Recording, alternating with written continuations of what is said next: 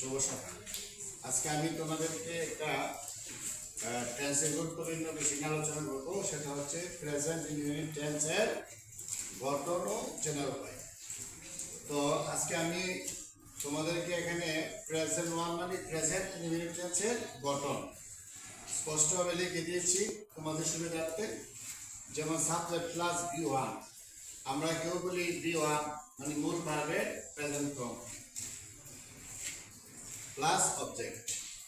Subject যদি third person of singular হয় তাহলে মূল ভার্বের সাথে কি হবে, এস বা এস।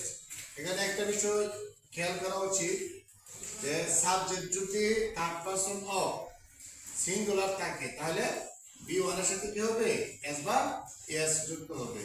তো আমরা একটা এক্সাম্পল দিতে পারি, সেটা হচ্ছে তোমার যে যেমন হি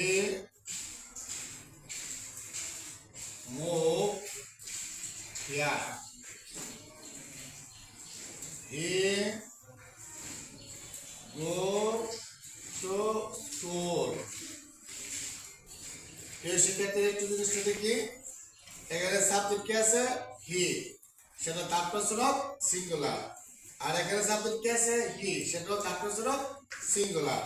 তো এখানে আমরা মুভ, এখানে আমি কি লিখছি, মুভ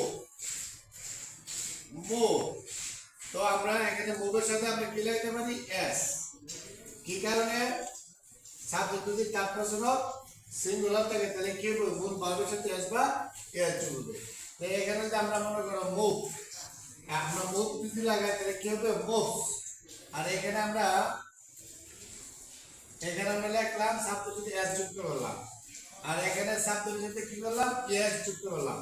এখন আমার প্রশ্ন হচ্ছে, এটাও থার্ড পারসন সাবজেক্ট, এটাও থার্ড পারসন সাবজেক্ট। তো এখানে এস হলো আর এখানে কি হলো, এস হলো।